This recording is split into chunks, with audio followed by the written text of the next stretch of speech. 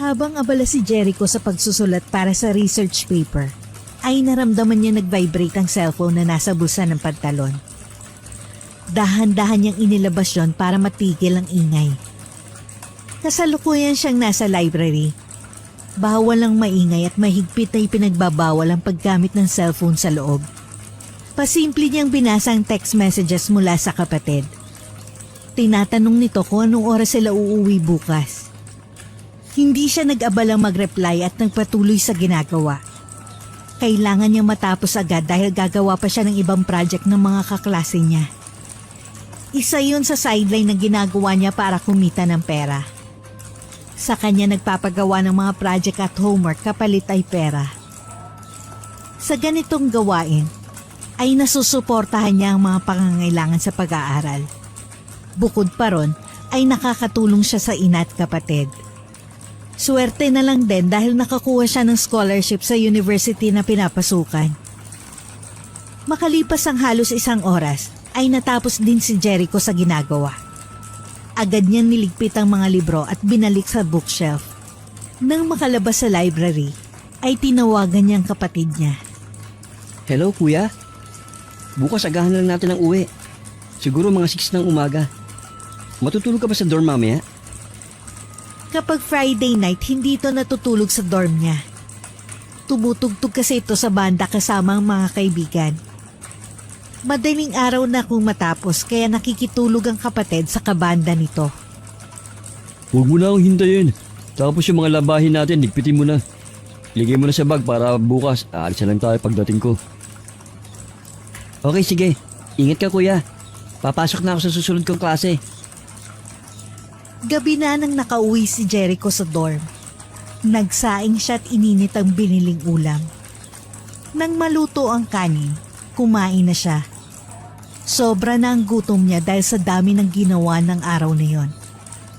Nang matapos kumain, ay ginawa ni Jericho ang mga nakasanayan niyang ritual tuwing gabi.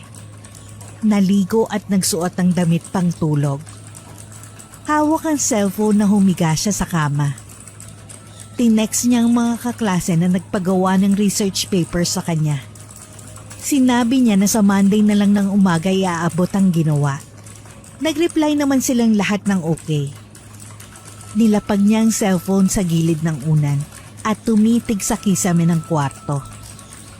Hindi niya namalayan na napapikit siya at agad hinila ng antok sa dako paroon. Nakatulog siya ng mahimbing dahil sa pagod sa buong maghapon sa dami ng ginawa.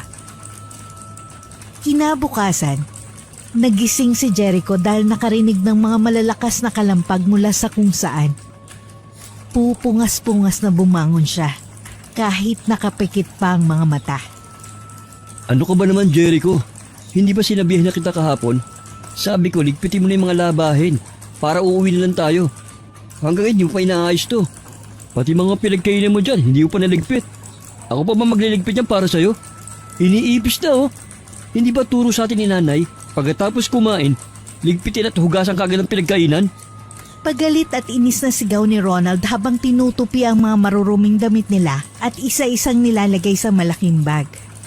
Napakamot na lang ng ulo si Jericho at nawala ang antok na nararamdaman. Pasensya na kuya, hindi ko na naasikaso. Sobrang pagod ko kasi kahapon eh. Matalim ang mga mata na tumingin si Ronald sa direksyon ni Jericho. Ang mga ganong titig ang tuluyang nagpawala sa antok ng huli. Yan na naman ang dadahilan mo sa akin? Napagod ka? Saan ka pagod? Sa paggawa ng homeworks at projects ng mga bobo at tamad mong kaklase? Napipi si Jericho. Hindi siya agad nakakibo dahil sapul siya sa sinabi ng kuya niya. Bumuntong hininga siya. Pinipigilan niyang umalsa at bumangon ng nararamdamang inis sa dibdib niya. Humakbang siya papunta sa lamesa para ligpitin ang mga pinagkainan. Kuya, huwag ka naman magsalita ng ganyan. Walang taong bobo, pero tamad meron. Oo, tamad at bobo. Alam mo ba kung bakit? Kasi kumukuha sila ng kurso na gusto nila, pero hindi naman kaya ng utak nila. Bakit hindi sila magpalit ng kurso?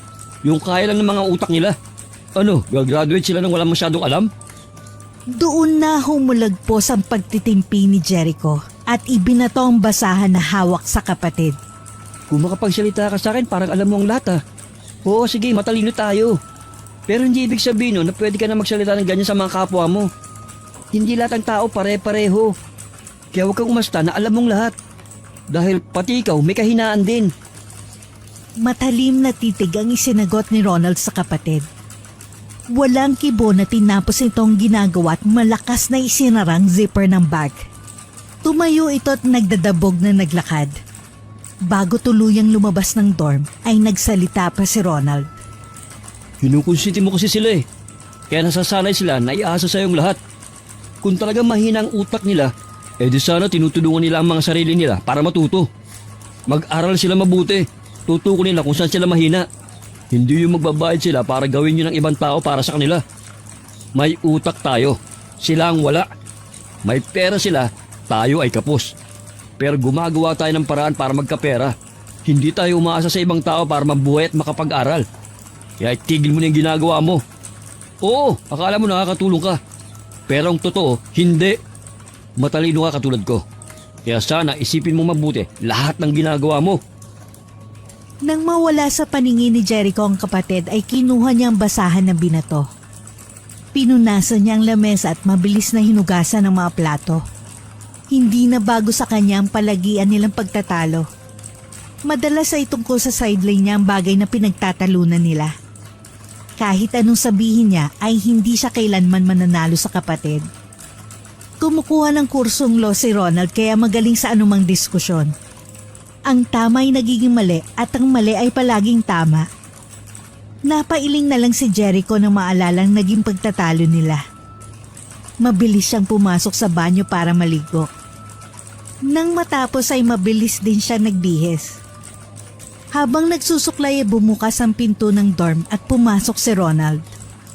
May dala itong kape na nasa cup at pagkain na nakastyro. Jericho, kumain muna tayo bago umuwi. Tahimik na dumulog sa lamesa si Jericho. Parang walang nangyaring pagtatalo sa pagitan nila. Sa bagay normal naman yun sa kanilang dalawa.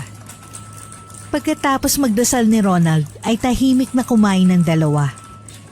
Hindi nakatiis si Jericho kaya binasag niyang katahimikan sa pagitan nila.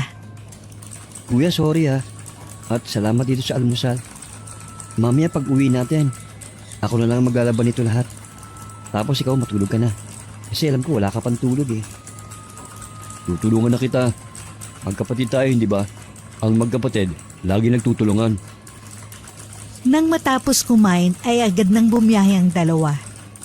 Pagkapara ng bus ay agad silang sumakay.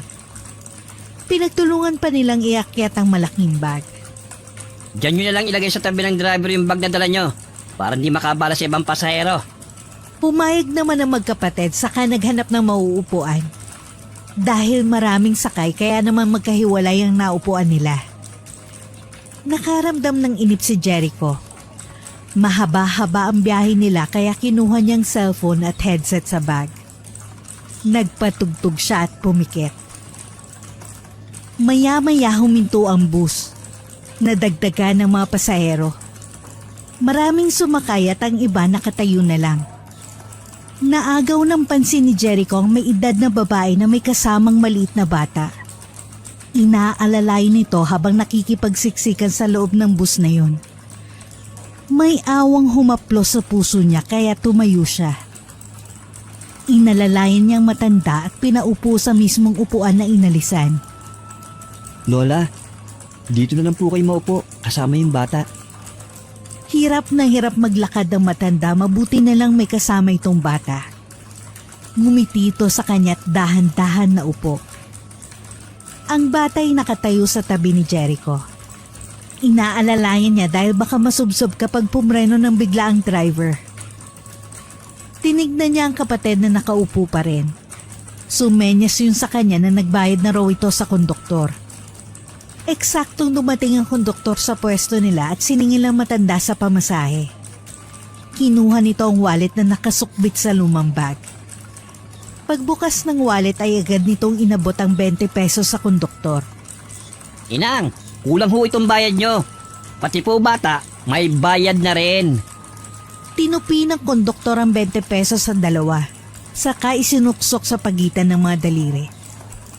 Asensya na ho, pero yan lang ang pera ko dito sa wallet. Inang, hindi naman ho pwede na sasakay kayo ng bus at ganyan ho ang idadahilan nyo. Ay naku, mag-aabono pa ho ako niyan pag nagkataon. Narinig at nakita lahat ni Jericho ang nakakaawang senaryo na yon. Napatingin siya sa bata na katabi. Nakatingin din ito sa kanya. Banagang kainosentehan sa mga mata nito na parang hindi alam ang nangyayari sa paligid. Manong, magkano ba ang kulang? Ako na lang ho magbabayad. Kasi kawawa naman kung papababain sila. Tumingin ang konduktor sa direksyon niya at pinatunog ang bariyang nasa kamay. Kulang ho ng 18 pesos. Agad niyang binuksan ang zipper ng bag at kinuhang wallet. Kinuha niyang natitirang 100 pesos at iniabot sa konduktor. Makalipas ang kalahating oras ay bumaba ng matanda at bata. Iho, maraming salamat sa iyo. Humawak ang bata sa kamay ng matanda para alalayin nitong humakbang. Kinuha ni Jericho ang isang kamay ng matanda at inipit doon ng sukli na binigay ng konduktor kanina. Lola, ibili ho nyo ng pagkain ng apo nyo. Mag-iingat ho kayo. Maraming salamat sa iyo, iho. Pagpalaing ka ng Diyos. Naupo si Jericho sa upuang inalisan ng matanda. Napansin niya ang lalaking nakangangapa habang mahimbing na natutulog. Ilang saglit pa, nagulantang ang lahat ng biglang magpreno ang driver. Nauntog ang ulo ni Jericho sa upuang nasa harapan niya. Galit na sumigaw ang lalaking nasa tabi niya. Gulat na nilingon ni Jericho ang lalaking katabi na nagising yata dahil sa lakas ng preno. Sumagot naman ang driver na may biglang tumawid kaya bigla niya naapakan ng preno. Nang mahimasmasan ng lalaki ay saka pa lamang niya napagtanto na tila lumagpas na siya sa bababaan. Humarang lalaki at saka nagmamadaling bumaba. Nang umandar muli ang bus, ay napansin ni Jericho ang wallet na nasa upuan. Naiwan yata ni kuya ang wallet niya. Kinuha niya ang wallet at inilagay sa bag. Hindi niya alam kung ano ang nagtulak sa kanya para ipasok sa bag ang wallet na nakuha. Maya-maya narinig niyang pumarang kapatid. Ibinaba ng konduktor ang malaking bag na dala nila. Alam mo, Jericho, nakakainis yung konduktor kanina. Alam naman nilang walang pera yung matanda eh. Pinipilit pa rin niyang singilin. Ano ba naman yung pagbigay na lang nila? Halagang 18 pesos, ikakalugi ba nila? Kaya nga, binayaran ko na lang yung kulang. Kesa naman pababain pa sila, kawawa naman. Naku! Mukha nga wala pang gustong magpaupo kanina dun sa matanda eh. Nakita na nga nilang nahihirapang maglakad. Mga dead ma lang sila. Pabayaan mo na kuya, tapos na yon. May nakaiwan pa nga ng wallet niya sa upuan kanina eh. Hindi ko alam kung sa matanda to o doon sa katabi kong lalaki. Naiwan? Oo. Kinuha ko. Nandito sa bag ko. Bakit mo kinuha? Kailaman naman ba? Hindi ko alam. Hindi ko naman tinignan eh. Baka may mga diamante dyan sa loob ng wallet. Tapos kapag sinauli natin, bibigyan tayo ng pabuya. Malay mo, nagpapanggap lang siya ng walang pera. Pero ang totoo, mayaman siya. Natawa ng mahina si Jericho sa sinabi ng kapatid. Baliw ka talaga kuya. Saan mo naman napulot ang ganyang kwento? Nababasa ko lang tapos napapanood. Ako, yan ang napapala mo sa kapapanood ang kung ano-ano sa TV. Tapos ang hilig mo pang magbasa ng mga libro nakakatakot. Alam mo namang hilig ko yun eh. Saka totoo kayo nag-i-exist sa mga nababasa ko. Hindi ko lang naniniwala kasi hindi mo pa nararanasan. Oo na, nagipagtalo ko na naman sa akin eh. Ilang saglit pa ay narating na nga nilang bahay. Nang buksan ni Jericho ang maliit na gate, ay nagmamadaling pumasok si Ronald sa loob. Diretso siya sa refrigerator para kumuha ng malamig na tubig. Biglang naalala ni Jericho ang ina, kaya dali-dali niya kinuha ang cellphone sa bag, pero ang wallet na napulot ang bumungad sa kanya. Dinampot ni Jericho ang wallet at binuksan. May barya siyang nakita. Bukod pa ron, may isa pang papel na nakatiklop. May kalumaan ng papel. Ang dating puting kulay nito ay may mantsa ng kulay brown sa gilid. Binuklat niya para makita niya kung anong nakasulat. Baka may pangalan at address ng may-ari. Pero nagulat pa si Jericho nang bigla siyang tapikin ng kapatid. Bigla niyang nabitawan ng papel na hawak. Ano ba kuya? Nanggugulat ka na naman eh. Masyado namang seryoso dyan. Ano ba yung tinitignan mo? Yumuko si Jericho para pulutin ang nahulog na papel. Ito kasi yung nakita ko sa loob ng wallet. Ganun ba? Akala ko pa naman diamante o ginto ng laman. Papel lang pala yan. Dahan-dahan na binuksan ni Jericho ang papel na nakatupi. Luma na ang papel at nanikit na dahil sa tagal ng panahon ng pagkakatupi nito kaya kailangan dahan-dahanin. Maling pagbuklat ay mapupunit ito. Nang mabuksan ay agad niyang tinignan ang mga letrang nakasulat doon. Binasa ng mga mata niya ngunit hindi niya maintindihan kung anong sinasabi nun. Naramdaman niyang tumabi ang kapatid. Ano yan? Hindi ko nga maintindihan eh. Basahin mo kuya. Inabot ni Jericho ang papel sa kapatid. Gamit ang mga mata ay binasa rin ni Ronald kung anong nakasulat doon. Maya-maya ay hindi makapaniwalang tingin ang ipinukol nito kay Jericho. Anong nakasulat dyan kuya? Hindi mo rin ba magets? Nanatiling nakatitig ng seryoso si Ronald sa kapatid. Kuya, hindi ka na kumibo dyan. Naiintindihan ko to Jericho.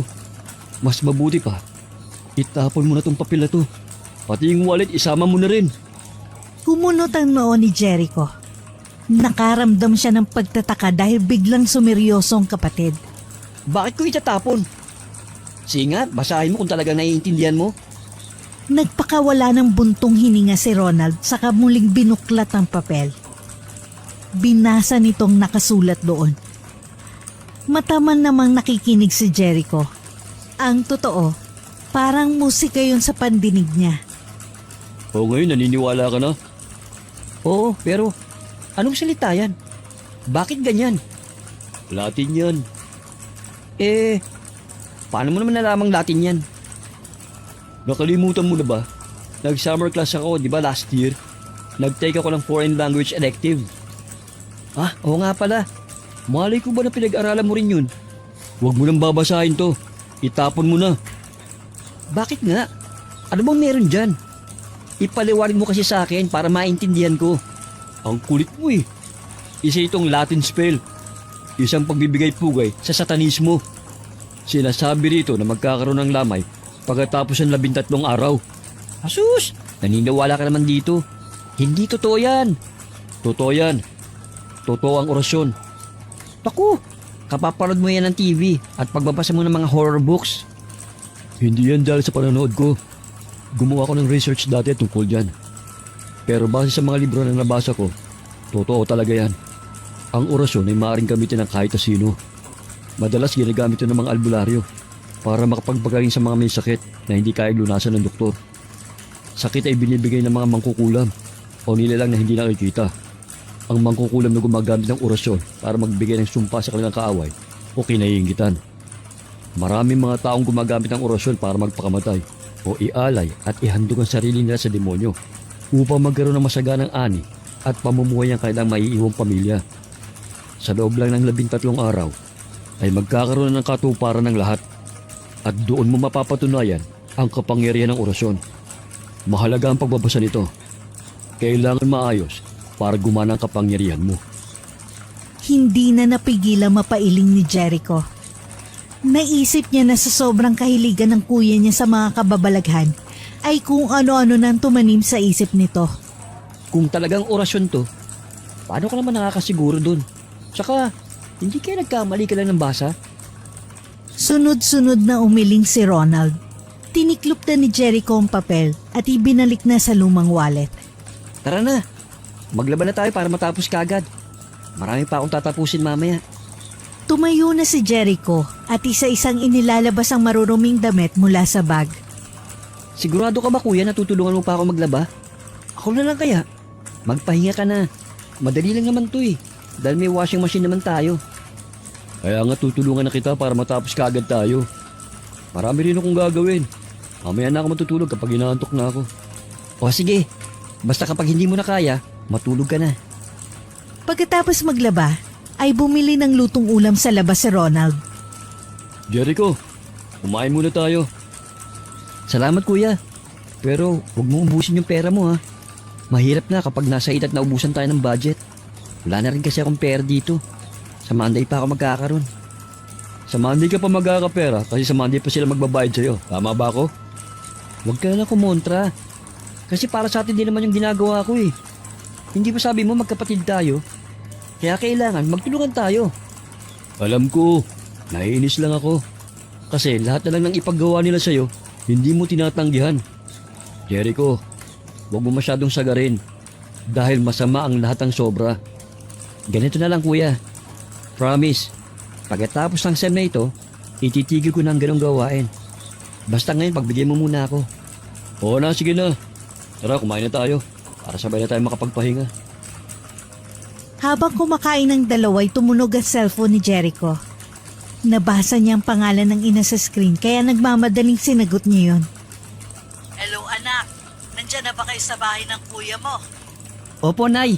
Eto at kumakain po kami. Katatapos lang din namin maglaba. Kayo ba, Nay? Kumain na? Oo anak, katatapos lang din. Tumawag lang ako para sabihin uuwi ako bukas. Ah, sige po, Nay. Anong pasalubong ba ang gusto nyo? Wala po, Nay. Ang importante, umuwi po kayo para makapagsimba naman tayo bukas. Oo sige, aagaan ko ang alis dito para maabutan natin ang panghuling misa. Sige na anak, may gagawin pa kasi ako. Sige po, Nay. Ingat po kayo bukas.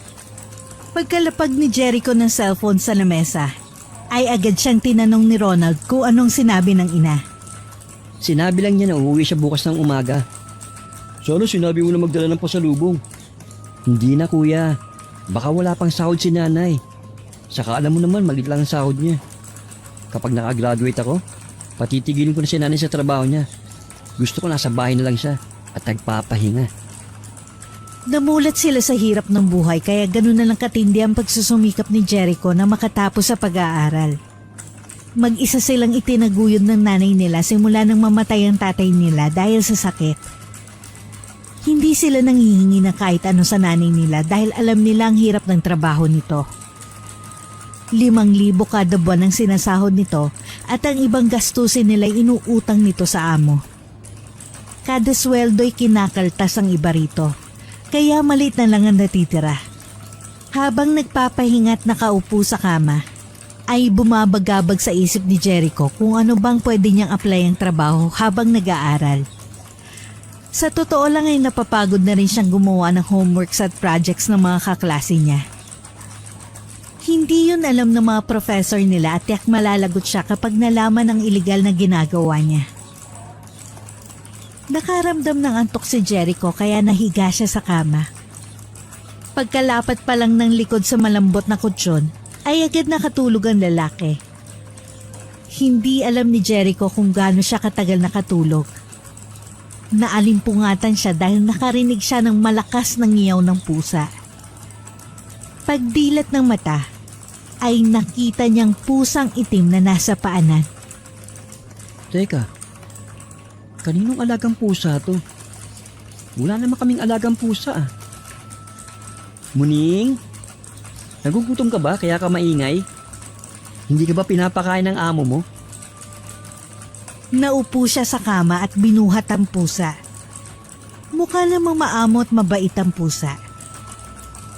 Hindi niya napigilang hipuin ang balahibo nito habang wala pa ring tigil sa pagngiyaw ang pusa. Tara Muning, pakakainin kita. May pagkain pang natira dito. Binuhat ni Jericho ang pusa at lumabas sila ng kwarto. Pagdating sa kusina ay binuksan niya ang kaldero. Siya namang biglang sulpot ni Ronald. Pumalag ang pusa kaya hinigpitan niya ang pagkakayakap dito. Pero bigla siyang kinalmot sa braso at dibdib. Walang nagawa si Jericho kundi bitiwan ng pusa. Naramdaman niyang bumaon ang matutulis nitong kuko sa balat niya. Pinisil niya ang braso at dibdib na may kalmot. Kailangan paduguin yon para lumabas ang rabies kung sakaling meron nun ng pusa. Hinabol ni Jericho ang pusa. Kumuha pa yun ng walis tambo para paluin. Hindi niya natuloy ang gagawin dahil napansin niyang nakaharap ang pusa sa kapatid. Mataba at nakatayo ang buntot nun, habang matalimang mga matang nakatitig kay Ronald. Buisit kang pusa ka. Ang ingay-ingay mo na nga. Tapos kinalmot mo pa ang kapatid ko. Hinataw ni Ronald ang pusa gamit ang hawak na panungkit. Hindi niya yun natamaan dahil mabilis na nakailag. Patuloy itong hinabol ni Ronald hanggang makarating sila sa may bintana. Tumalo ng pusa sa bintana at doon ipinakita ang mga matutulis ng ngipin bago tuluyang lumabas ng bahay nila. Kaninong pusa ba yan? Hindi ko nga alam eh. Nagising na ako kasi ang ingay-ingay niya. Pati nga ng kalmot mo. Paduguin mo. Tapos itapat mo sa gripo. Mamaya sasabunin natin yan. Agad namang tumalima si Jericho. Ay naramdaman niyang sobrang hapdi ng balat niya nang mabasa yun ng tubig. Napansin naman ni Ronald ang pagniwi ng kapatid. Tiisin mo lang. Ganyan talaga. Kung bakit naman kasi kinarga-karga mo pa yung pangit na pusa na yun eh. Eh pakakainin ko nga sana. Kasi akala ko nagugutom eh. Nung makita ka niya, saka pumalag sa akin. Hindi ko alam kung bakit eh. Kaya nga, tapos nakita mo ba ang itsura ng pusa?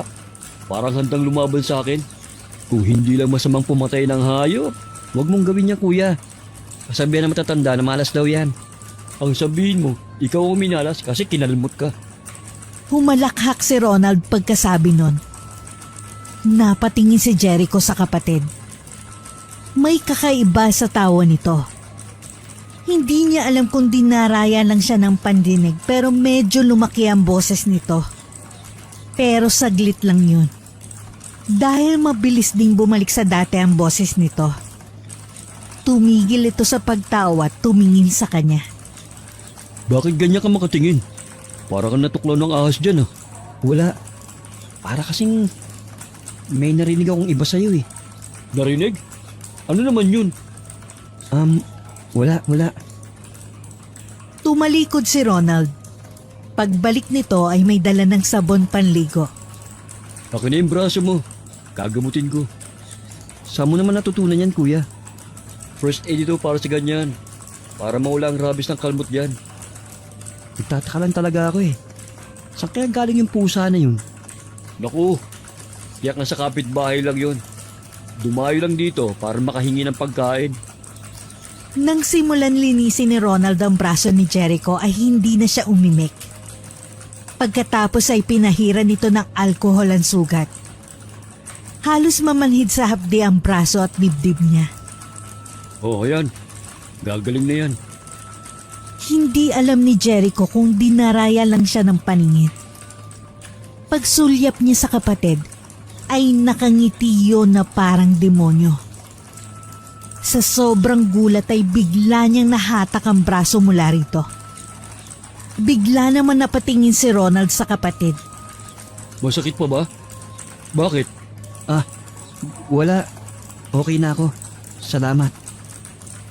Muling sinuri ni Jericho ng tingin ang mukha ng kapatid. Normal naman ang itsura nito. Ipinilig niya ang ulo. Mukhang inaantok pa siya. Kuya, papasok muna ako sa kwarto ko. Sige na, patulog ka lang. Hindi nagpahinga si Jericho. Kinuha niya ang mga libro sa bag at naupo sa lamesa. Habang nagbabasa ay lumilingon ang isip niya sa ibang bagay. Sumasagi sa isip niya ang itsura ng kapatid kanina. 6:00 ng gabi nang lumabas ng kwarto si Jericho. Eksakto namang nakita rin niya si Ronald na lumalabas sa kwarto nito. Diretso yun lumabas sa pinto ng bahay. Naisip niya na baka may bibilhin lang yun sa labas. Ilang sandali pa'y bumalik na si Ronald. Isinali nito ang ulam na binili. Nagulat pa si Jericho nang makita ang tinolang manok na may dugo. Sa isip niya, kailan pa natutong kumain ng dugo ng manok ang kuya niya. Mula dati pa, ay hindi ito kumakain ng ganung pagkain kahit inihaw na dugo o dinuguan pa yan. Kuya, sigurado ko ba nakakainin mo yan?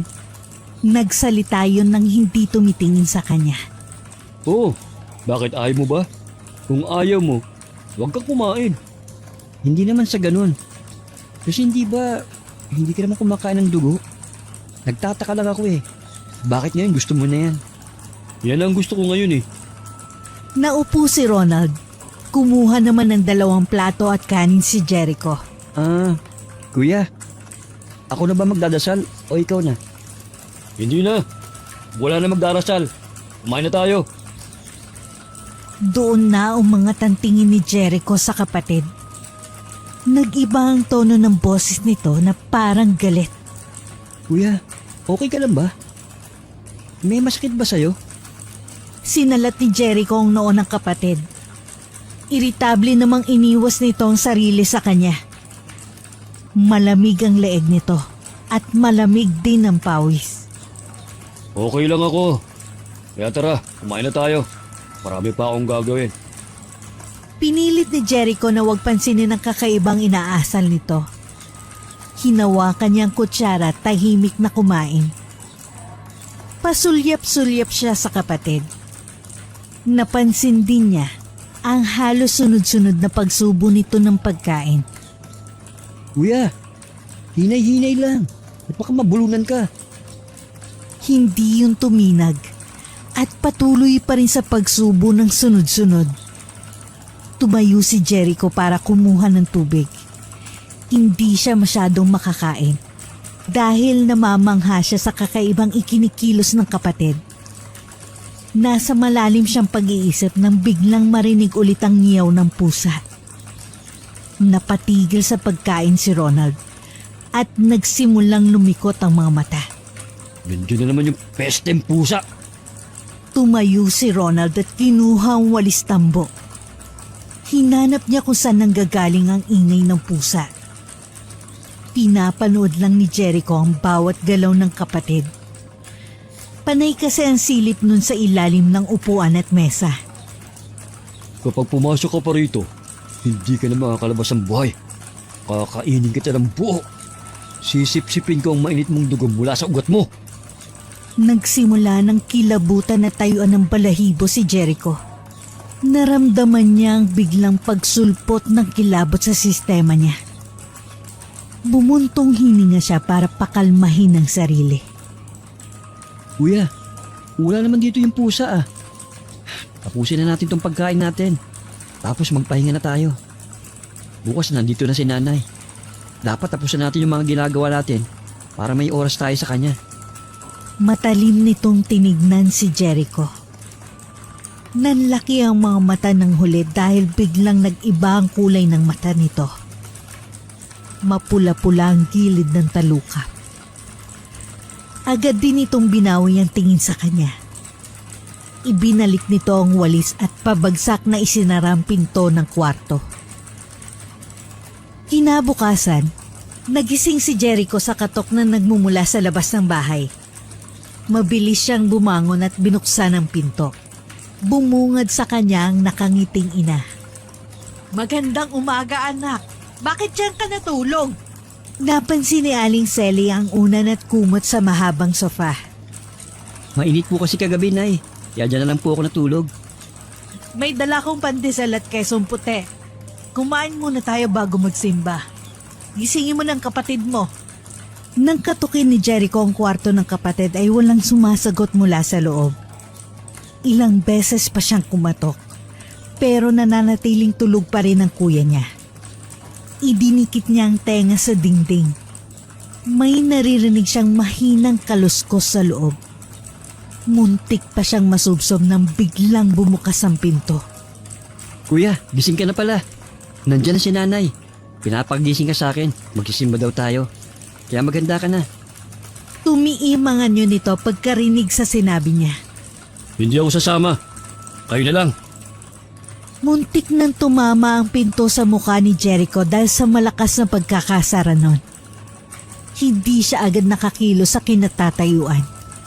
Nang mahamig ang sarili, ay naalala niyang may itim na anino na dumaan sa likod ng kuya niya kanina.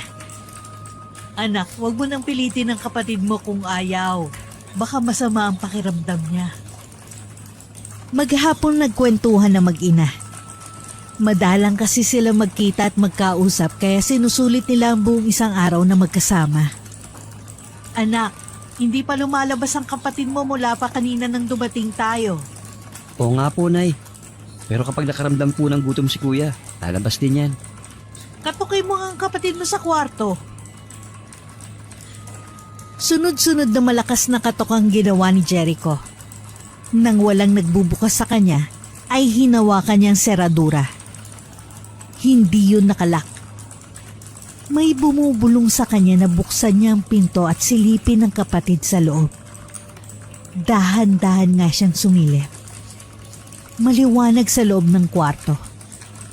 Nanlaki ang mga mata niya nang makita ang nakasinding itim na kandila sa altar ng kwarto. Inilibot niya ang mga mata sa loob at lalong nagulat nang makitang nakadapa sa sahig ang lalaki. Animoy may sinasamba ito na hindi nakikita. Ilang segundo niyang pinanood ang kapatid. Gusto man niyang umalis, pero parang nakadikit ng glue ang talampakan niya sa sahig. Nang muli niyang tignan si Ronald, ay muntikan pa siyang mapasigaw.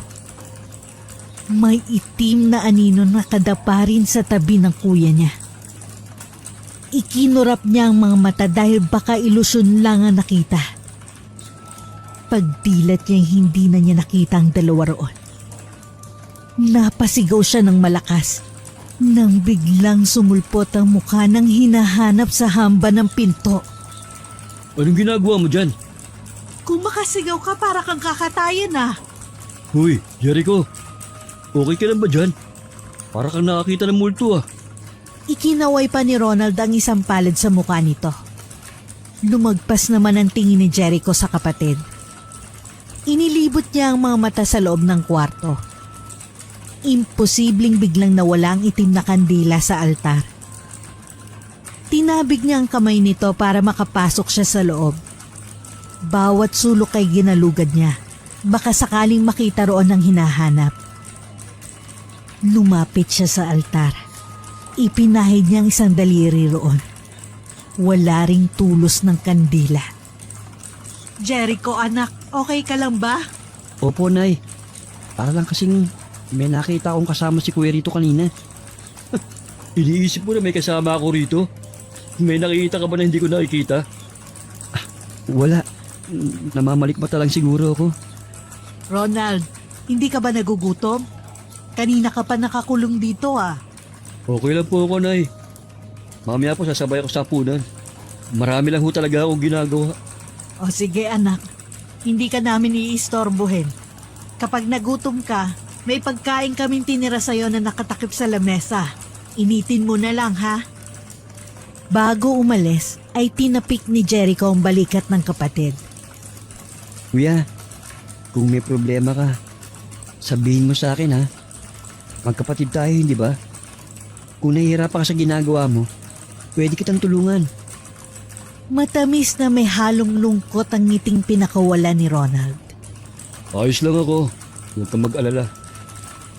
Ang totoo ay hindi kumbinsido si Jericho sa sinabi nito.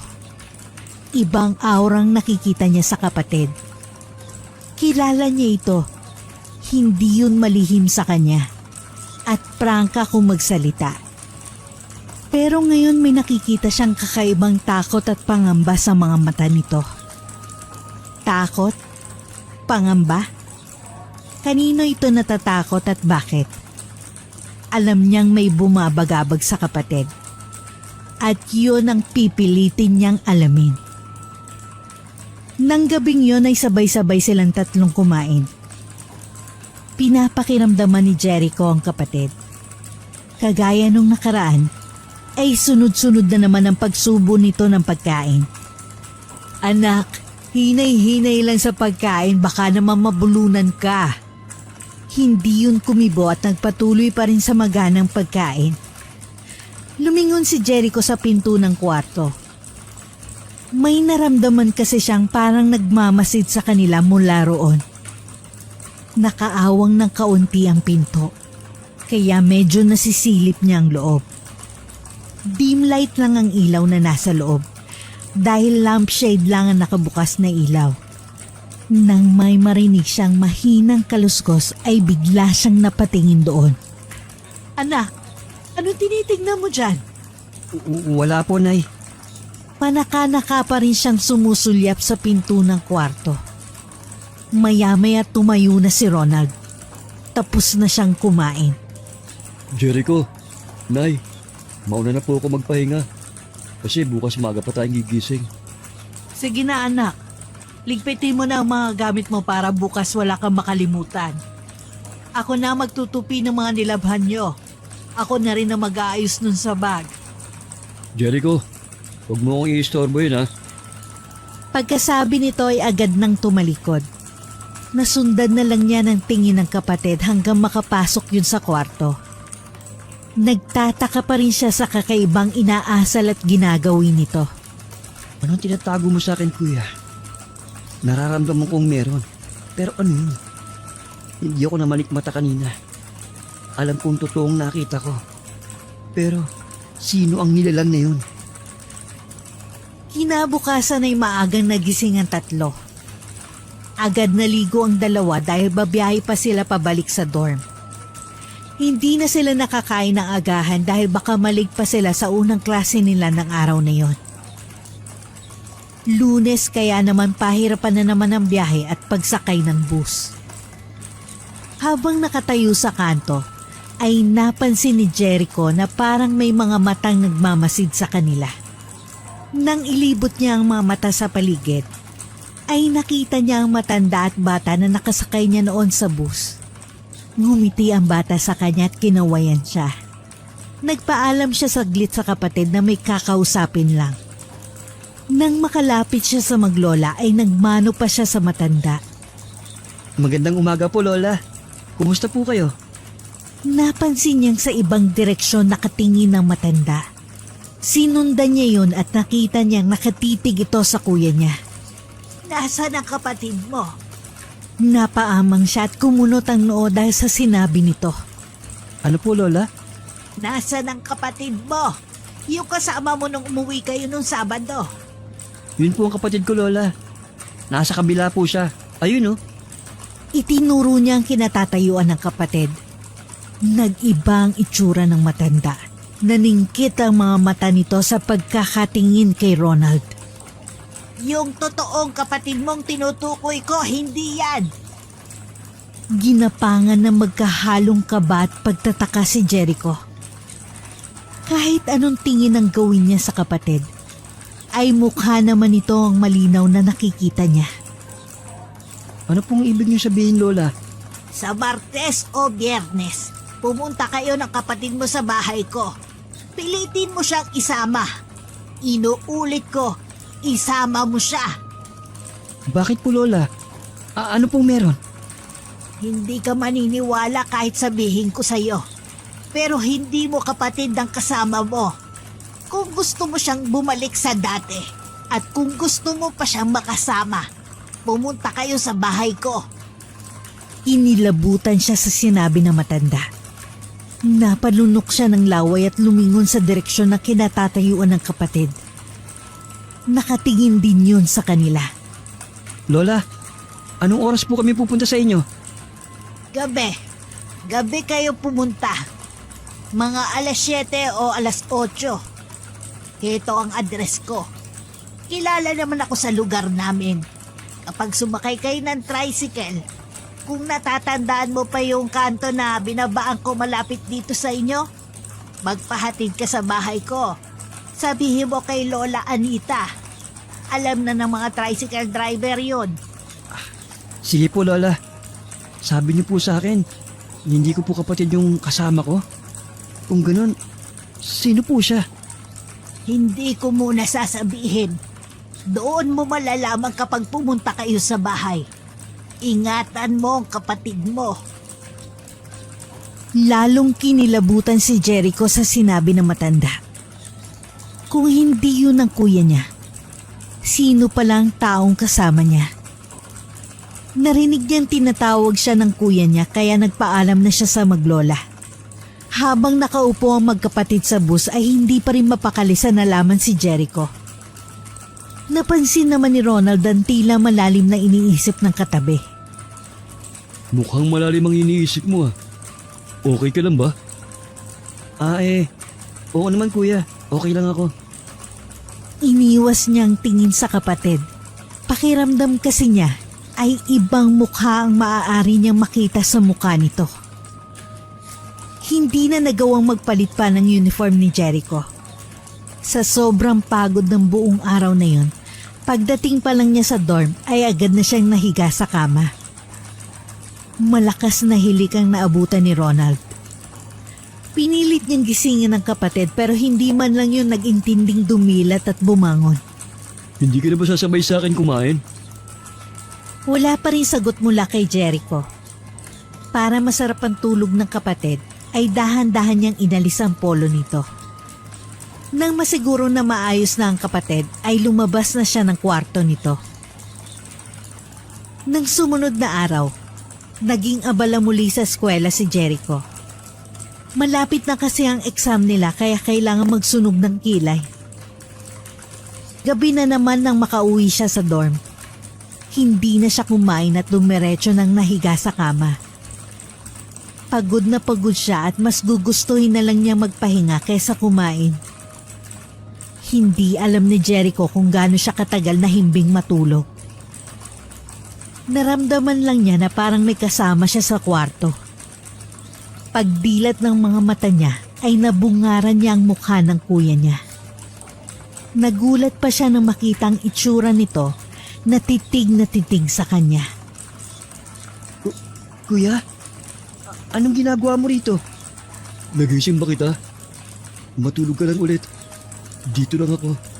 Babantayan kita. Napansin ni Jericho ang kakaibang aura ng kapatid. May iba rin sa boses nito na parang galing sa pag-iyak. Dahan-dahan siyang naupo sa kama. Iniwas naman ni Ronald ang tingin sa kapatid. Kuya, may problema ka ba?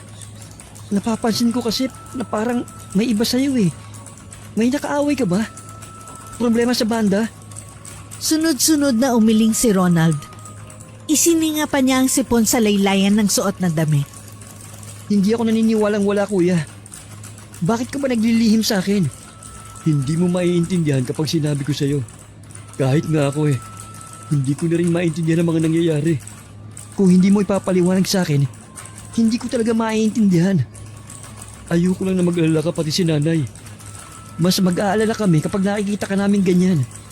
Mahirap manghula kung anong pinagdaraanan mo. Pamilya mo kami. Handa ka naming tulungan kahit ano pa yan. Teka, huwag mong sabihin gumagamit ka ng drugs, kuya. Hindi. Kahit na kailan, hindi ko inisip na gumamit niyan. Iniharap ni Jericho ang kapatid sa kanya. Tinitigan niyang maigi ang mukha nito. Maitim ang paligid ng mata na parang hindi nakakatulog. Haggard din ang itsura nito.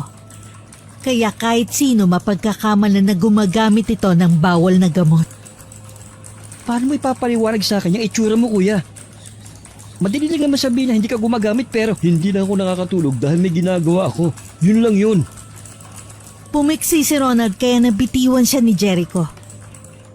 Tumagilid siya ng upo at muling iniwas ang mga mata dito.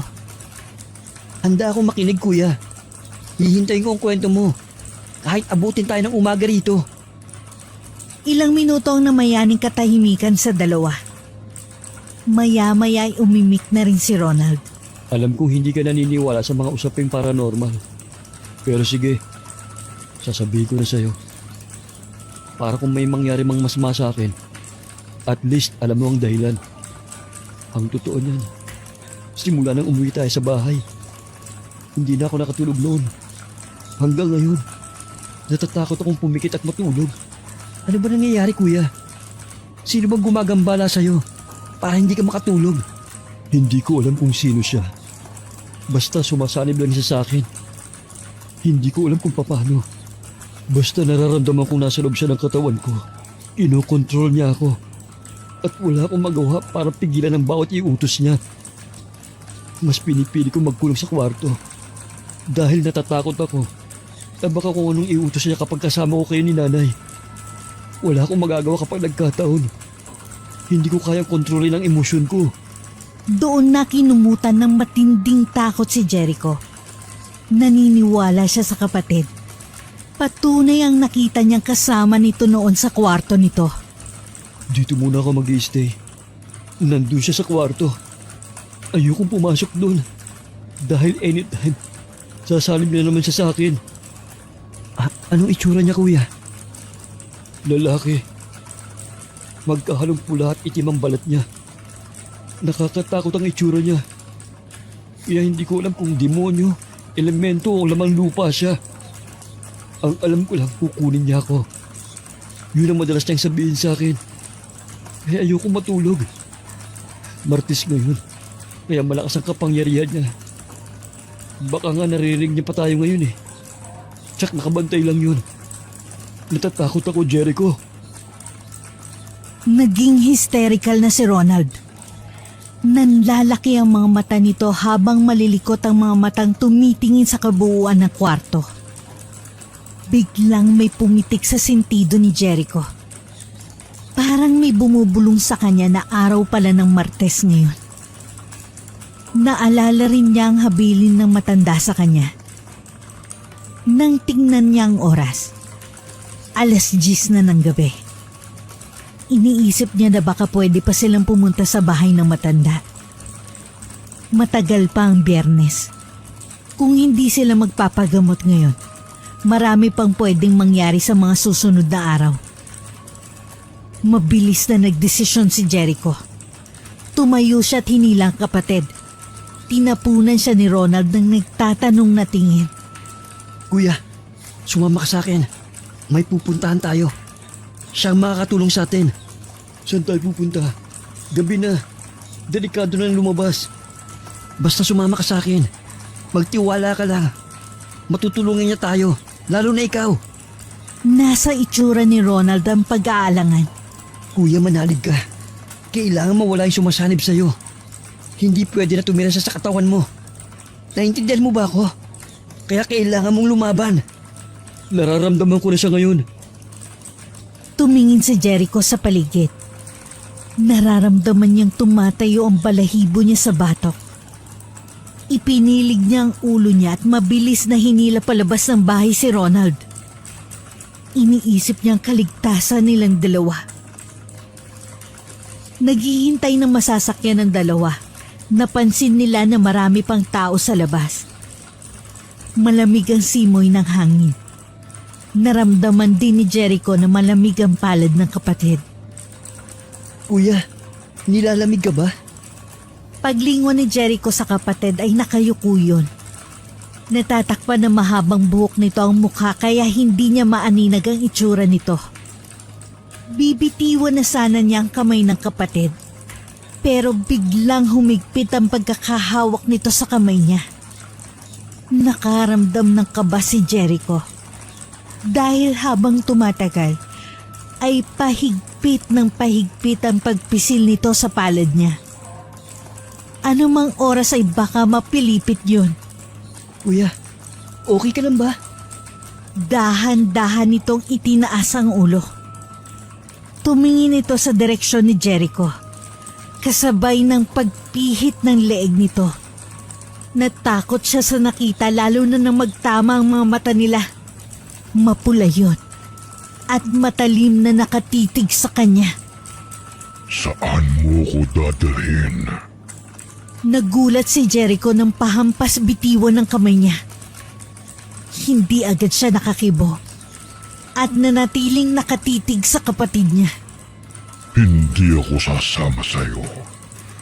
Pero ikaw, pwede kang sumama sa akin kung gusto mo. Pilit hinawakan ni Jericho ang kamay ng kapatid niya. Pasama ka sa akin, kahit na anong mangyari. Hindi akong sasama sa'yo.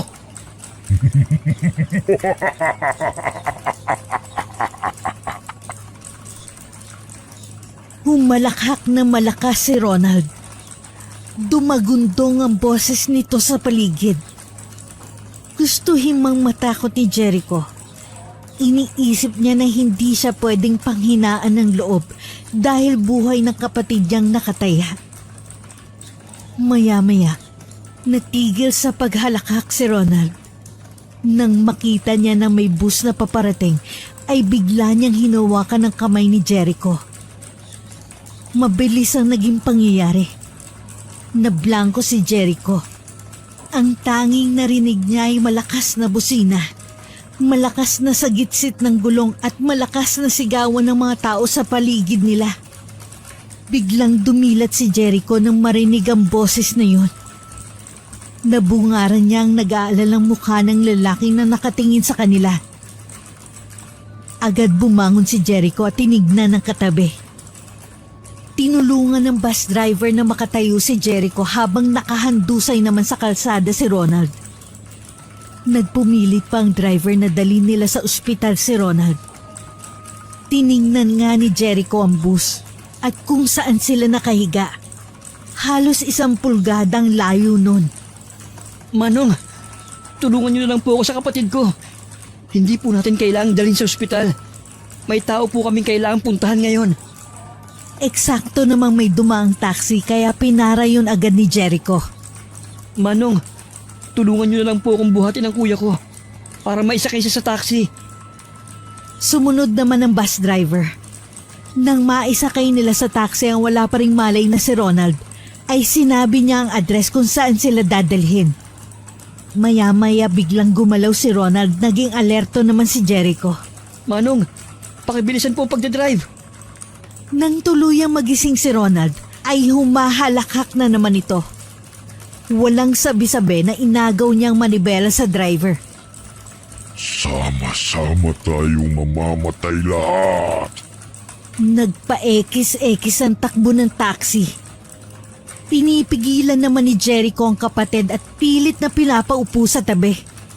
Ramdam niya ang kakaibang lakas ng kapatid. Maya-maya pa'y napagtagumpayan niyang pigilan ito. Manong, pakibilisan po. Kapag nakawala siya sa pagkakahawa ko, mahihirapan akong pigilan siya. Lalong binilisan ng driver ang pagmamaneho. Napansin ni Jericho na tumutulo ang butil-butil na pawis ito sa gilid ng mukha niya.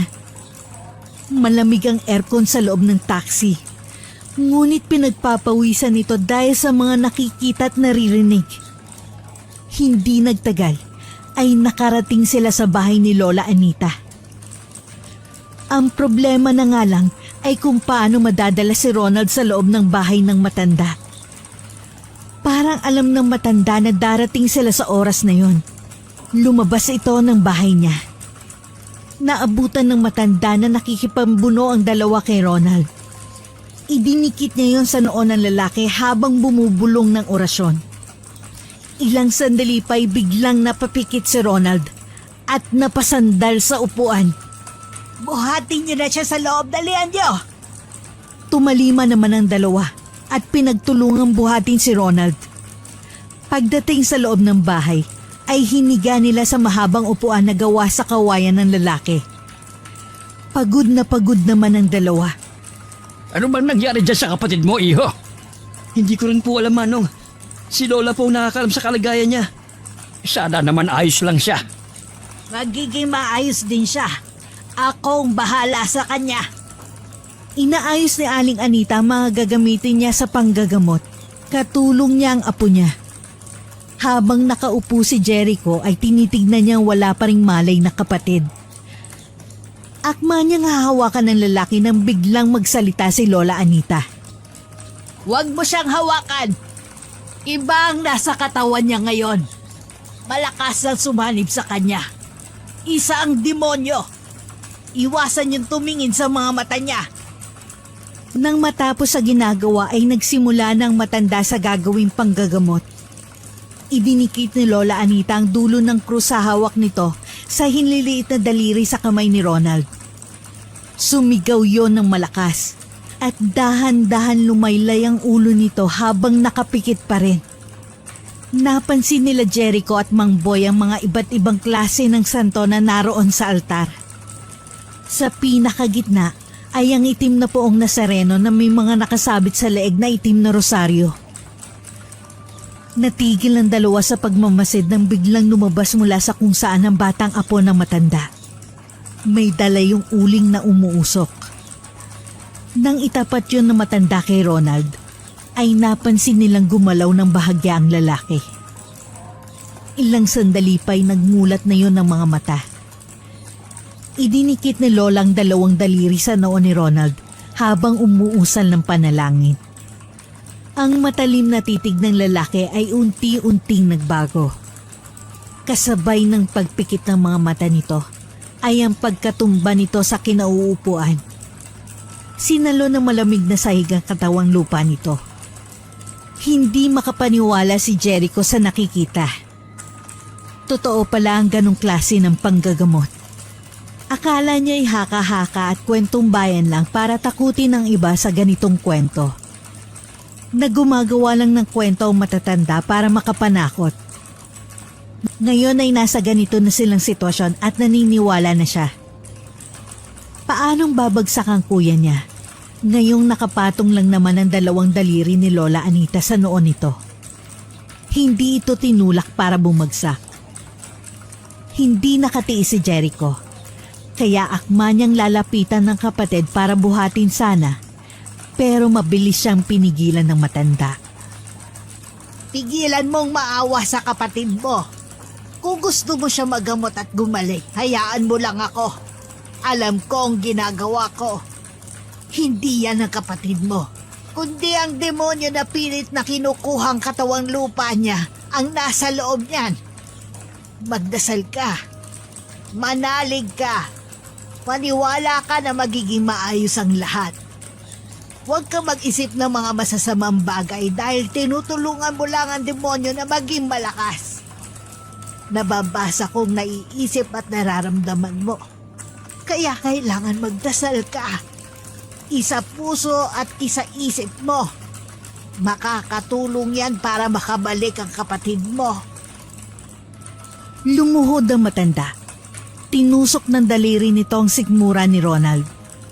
Biglang dumilat ang mga mata ng lalaki. Nanlalaki at mapupula ang mga mata. Isa-isang tinignan ng mga taong naroon hanggang huminto kay Lola Anita ang tingin nito. Sino ka na nasa katawang yan? Hindi ako aalis dito. Akin ang katawan na ito. Ayaw man nila, pero nakaramdam sila ng takot habang pinapanood ang ginagawa ng matanda sa kapatid. Napansin ni Jericho na nag-iba ang aura ng kapatid. Habang nakahandusay, ay biglang naging mukha ng demonyo mukha ni Ronald. Nagulat siya at pinagsalikop ang dalawang kamay. Kahit malakas ang kabog ng dibdib ay pinilit magdasal ni Jericho. Ilang sandali pa, naririnig niya na may nangyayaring komosyon sa paligid. Pagdilat ng mga mata niya, ay nakita niya nagpupumiglas ang kapatid. Pabiling-biling ang mukha no na tila nasasaktan. Bakas sa mukha nitong hirap at sakit. Umalis ka sa katawang yan. Papatayin kita kapag hindi ka umalis dyan. Hindi ka nababagay sa mundong ito. Bumalik ka kung saan ka man nang galing. Hindi ka isang anak ng Diyos para manatili dito. Muling sumigaw ng malakas si Ronald habang matalim na nakatitig kay Lola Anita. Sabihin mo sa akin ang pangalan mo. Bakit ka na sa katawan na yan? Ano ang kailangan mo sa kanya? Kailangan ko ang katawan niya para tuluyang mamuhay dito sa mundo. Isa kang hangal. Hindi mo magagawa ang gusto mo. Siyang may kasalanan. Tinawag niya ako kaya ngayon ay nandito na ako sa katawan niya. Ang mga tulad namin ay nasa paligid lamang. Ngunit ang mga tao ay mahihina. Hindi sila naniniwala sa mga katulad namin. Pilit kaming tinatawag at tinutokso para lumapit at sakupin ang katawan nila. Inuutusan kita na umalis dyan ngayon din. Lisanin mo ang katawan na yan kung hindi magsisisi ka! Nagpupumilit tumayo si Ronald, pero sa tuwing susubukan niya, ay agad din siyang bumabagsak. Pakiramdam niya'y unti-unti siyang nanghihina. Umuusal pa rin ng orasyon at dasal ng matanda. Kailangan niyang matalong demonyong nasa katawan ng lalaking kaharap. Pagkatapos ng sinasambit ni Lola Anita, ay muli itong nagsalita. Isa kang demonyo! Isa ka sa mga hindi na dapat nananatiling nabubuhay pa rito! Palalayain mo ang katawan ng bata na yan sa ayaw at sa gusto mo! Tinakpan ni Jericho ang tenga dahil hindi na niya makayanan ng mga naririnig. Naramdaman niyang tumulo ang luha sa pisngi habang nakatitig sa naghihirap na kapatid. Bakas sa mukha nitong hirap at pasakit, kahit totoong itsura na nito ang nakikita niya. Wala nang nakakatakot at malademonyong itsura nito. Matatapos din ito, iho. May awa ang Diyos. Malalagpasan din to ng kapatid mo. Magtiwala tayo sa kanya. Nakikita mo ba? Pilit niyang nilalabanan ng demonyo na nasa katawan niya. Sa isang katawan ay isang kaluluwa lamang ang dapat manatili. Hindi pwede ang dalawa. Kaya pilit na kinukuha ng demonyo ang katawang lupa niya.